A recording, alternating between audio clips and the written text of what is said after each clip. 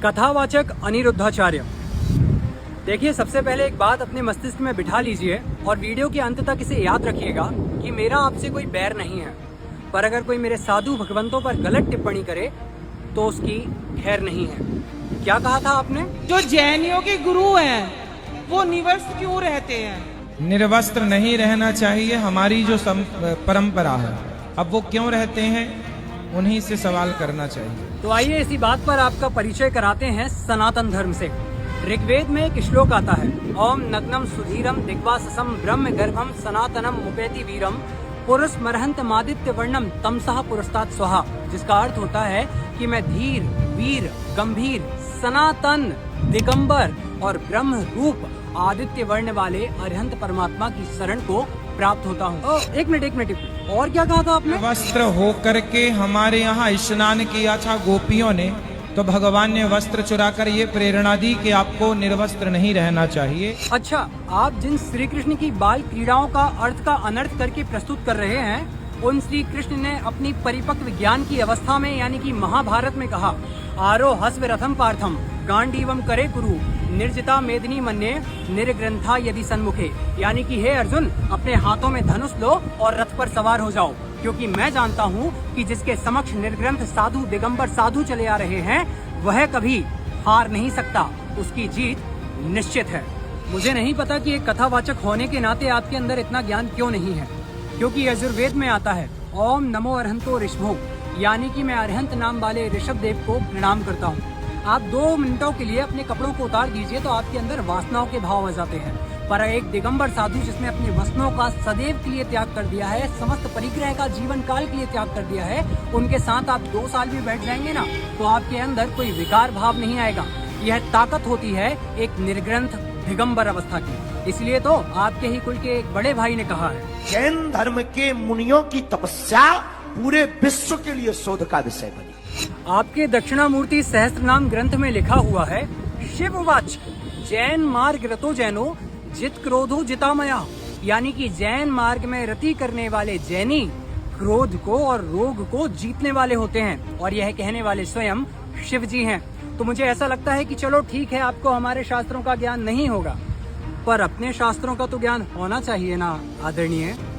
जिन महातपस्वी निर्ग्रंथ दिगंबर साधुओं की चर्या पर आपने एक प्रश्न चिन्ह खड़ा कर दिया, उनकी साधना का 1 घंटा आपकी जिंदगी भर की साधना, तपस्या और त्याग पर हावी है। क्या आपको पता है, जब कभी हम मुनि भगवंतों के कक्ष में जाते हैं तो निस्सही बोलते हैं और आते हैं तो असही बोलते हैं। उसका उद्देश्य होता है कि आपके चरणों में कई रिद्धियां, सिद्धियां और देवतागण बैठे हुए होते हैं, कहीं उनको हमारे कारण कष्ट ना हो जाए, क्योंकि वे तो अदृश्य हैं, इसलिए हम उनसे हटने के लिए प्रार्थना कर रहे हैं।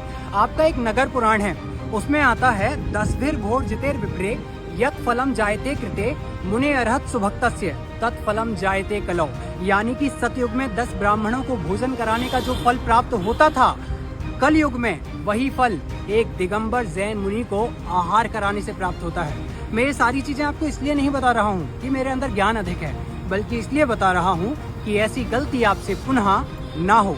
भागवत के 5वें स्कंद के अध्याय 2 से 6 तक भगवान ऋषभ देव का स्तुति परक वर्णन है, पर आपको यह नहीं पता होगा। उसका कारण है, कथा वाचन अगर धर्म ही रहे तो बहुत अच्छा है, परंतु धंधे के मार्ग में अगर थोड़ा सा भी खिसक गया तो हम मूल को छोड़ करके यहाँ वहाँ उलझ जाते हैं। आदरणीय अनिरुद्धाचार्य जी, मेरा उद्देश्य आपको आहत करना या फिर आपका उपहास उड़ाना नहीं है।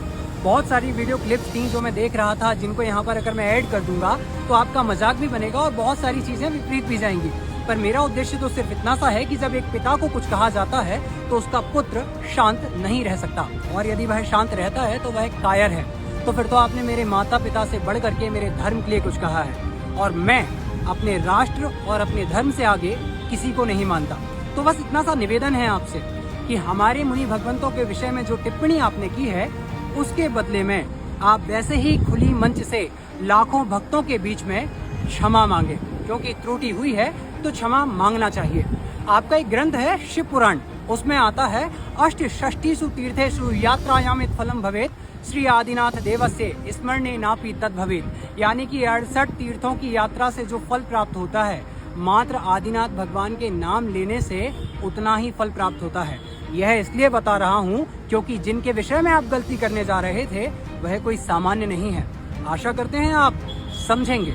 आदरणीय अनिरुद्धाचार्य जी, आप एक बड़े प्रसिद्ध और प्रतिष्ठित कथावाचक हैं, तो आपसे निवेदन है कि आपकी कथा के माध्यम से लोगों के मस्तिष्कों में, भोले भाले सीधे साधे लोगों के दिमागों में ऐसी कोई भी चीज ना जाए जो कि उनमें मिथ्या पथ का पोषण करे या फिर किसी और के प्रति बैर उत्पन्न करे।